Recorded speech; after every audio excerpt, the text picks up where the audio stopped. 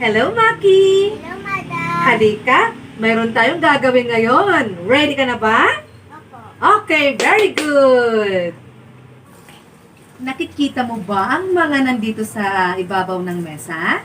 Opo. Okay, ang gagawin mo, merong nilagay si teacher na nandito, huhulaan mo kung alin dito ang magkapareho.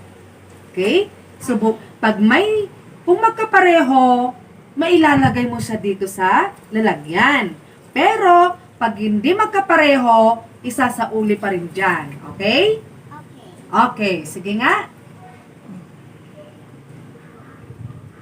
Okay, ipakita mo nga sa kanila anong nakuha mo.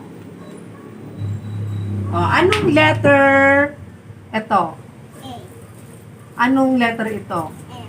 Okay, magkapareho po ba? Hindi?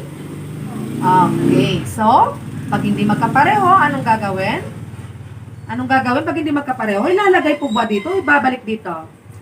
Okay, balik mo po. Subukan mo nga ulit. Alin kaya dito yung magkapareho?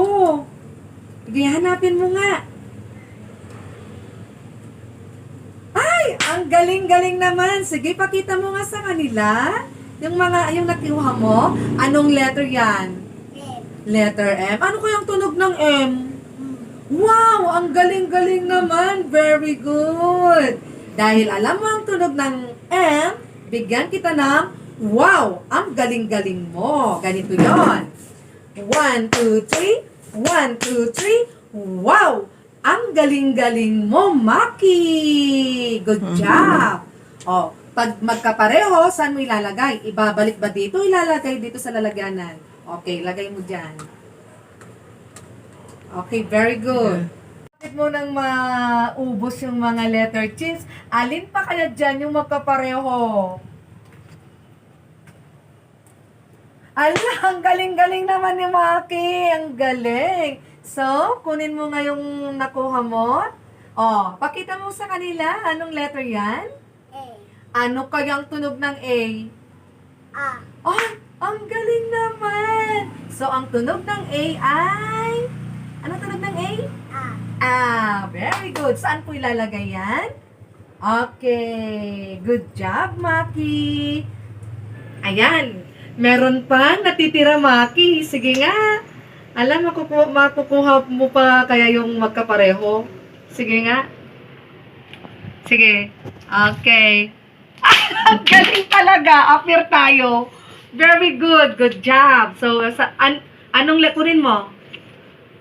Anong letter yan? Ipakita sa I. kanila. Letter? I. Ano kaya ang tunog ng I? E. Ang galing naman. Ang galing naman ni Maki. Saan po ilalagay? Okay, lagay sa lalagyanan. And, syempre, kunin mo yung nahuli. Kunin mo na. Tignan natin. Okay, kunin mo. Anong letter? Pakita mo. Anong letter yan? B. Ano kaya ang tunog ng B? B. Ang galing naman ni Maki. Wow na wow naman siya. Dahil dyan, bigyan kita ng good job, Maki. Ilagay mo na dito. Ngayon naman, Maki, tignan mo ang mga salita na nasa harapan mo. Alin kaya sa mga salita ang naiiba? Ituro mo nga. Yung walang kapareho. Kunin mo nga. Okay, kunin mo. Ilagay mo dito. Okay. Alam mo bang basahin ito? Opo. Alam mo? Anong basa nito? Aso. Wow, ang galing naman! Ala, nakaka-amaze ka naman. So, dahil alam mong basahin, good job, Maki. Okay, ibalik ko ulit.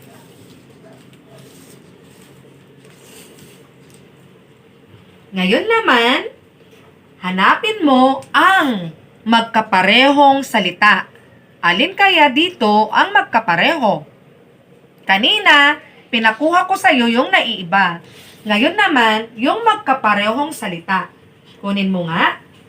Magkaparehong salita. Okay, kunin mo. Ayan, pakita mo nga sa kanila. Alam mo bang basahin yan, Maki? Opo. Ano kayong basa nito? Ama. Wow, ang galing. Apir na tayo? Good job, Maki. Kunin mo uli yung magkaparehong salita at ilagay mo dito.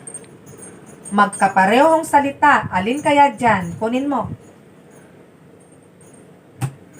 Okay, kunin mo. Ilagay mo dito sa lalagyanan. Okay.